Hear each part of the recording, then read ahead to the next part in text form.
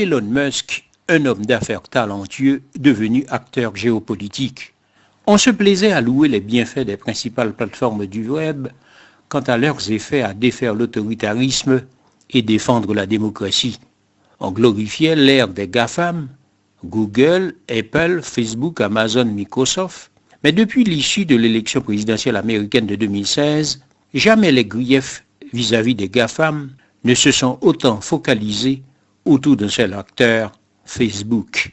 On a reproché à Facebook d'être un supplétif de la surveillance en ligne exercée par la NSA, de laisser libre cours au discours de haine.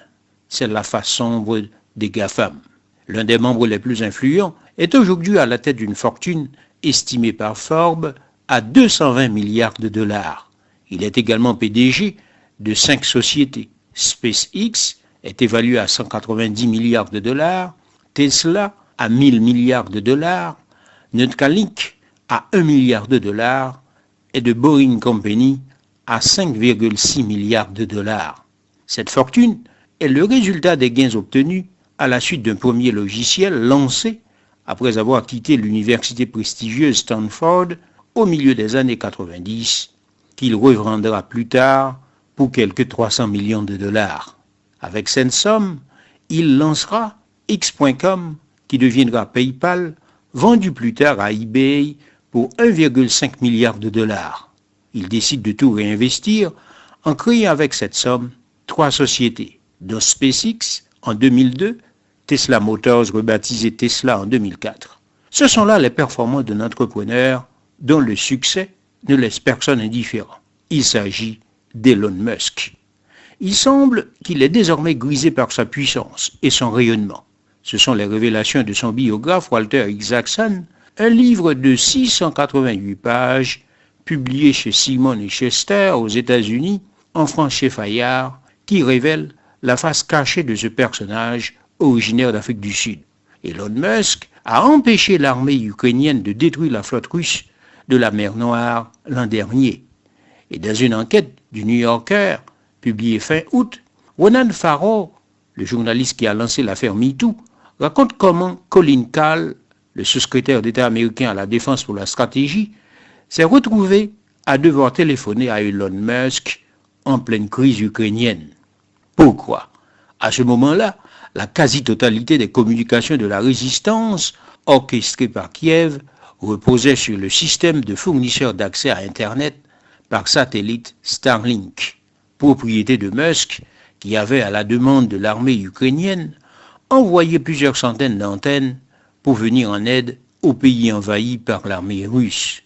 Le sous-secrétaire d'État américain raconte, je cite, « Même si techniquement il n'est ni diplomate ni un homme d'État, j'ai senti qu'il était important de le traiter comme tel, compte tenu de l'influence qu'il avait sur la situation. » Fin de citation.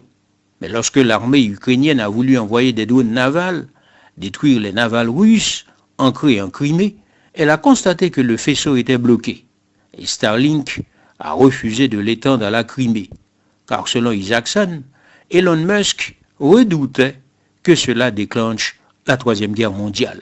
Difficile de faire autrement quand des militaires déployés sur le front témoignent dans la presse américaine. Sans Starlink, nous aurions perdu la guerre.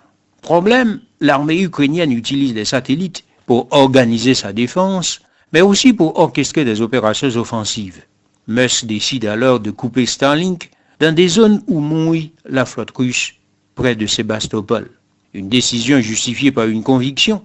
Il est persuadé que l'Ukraine doit rester neutre et qu'une tentative de reconquête de la Crimée pourrait entraîner une réaction en chaîne catastrophique. De surcroît, SpaceX ne peut pas, selon lui, se permettre d'être perçu en train de subventionner des frappes militaires de drones alimentant une guerre entre deux États. Ces explications montrent bien le statut d'un entrepreneur tout-puissant, aussi puissant qu'un chef d'État. Ces actions qui font froid dans le dos suscitent des interrogations.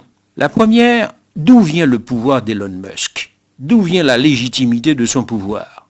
Certes, Elon Musk possède la technologie, pour autant, a-t-il le pouvoir de faciliter les opérations de guerre en faveur ou à l'encontre d'un belligérant ? Elon Musk n'est-il pas un usurpateur en s'arrogeant ce droit de regard sur le déroulement d'une guerre. La deuxième interrogation, n'a-t-il pas quelque chose de choquant qu'un chef d'entreprise qui n'est soumis à aucune forme de responsabilité décide du sort de pays envahis par un autre? La troisième interrogation, enfin, comment un pays en état de guerre puisse reposer sur la bonne volonté d'un patron d'entreprise qui n'a aucun compte à régler envers quiconque? Elon Musk fait ce qu'il veut, décide ce qu'il veut. Pire, il se sent investi d'une mission civilisatrice. Le rachat de Twitter, qu'il a rebaptisé X, va aussi dans ce sens. Selon lui, les médias sont affligés d'une pensée unique et d'un conformisme qui ostracise ceux qui ne rentrent pas dans le rang. En s'emparant de la plateforme, il espère en faire une agora ouverte à toutes les opinions. Mais surtout, il se sacre comme le roi de la plus grande arène mondiale, celle où journalistes politiques et personnes influentes s'affrontent sans cesse.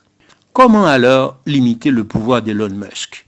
Comme le souligne Asma Mala, spécialiste du cyberpouvoir, Elon Musk est devenu, qu'on le veuille ou pas, un acteur géopolitique. Mais il n'a ni les droits ou les devoirs des acteurs étatiques des conflits, ni non plus la liberté des organisations non gouvernementales. Il faut noter qu'Elon Musk est un entrepreneur qui maximise ses gains. Il ne va jamais s'attaquer à la Chine où il fabrique la voiture de sa marque Tesla. D'où l'idée pour Taïwan de méditer sur son sort dans une éventuelle confrontation avec la Chine, puisque Taïwan ne pourrait pas compter sur Starlink. La puissance conquise par Elon Musk est source de renseignements pour les États, qui doivent prendre des mesures pour la limiter, comme ils l'ont fait en taxant les GAFAM à un minimum de 15% de leurs bénéfices sur proposition de Joe Biden au G20. Que dire d'un État défaillant comme Haïti, dont les pouvoirs des régulateurs sont faibles, face à un Elon Musk, lui, qui se faisait harceler dans la cour d'école et qui est désormais devenu le nouveau caïd. La chronique du cosmos. Chaque vendredi sur le 97.9, Dr Jacques Nézy au micro. Merci parce que vous avez abonné à la chaîne.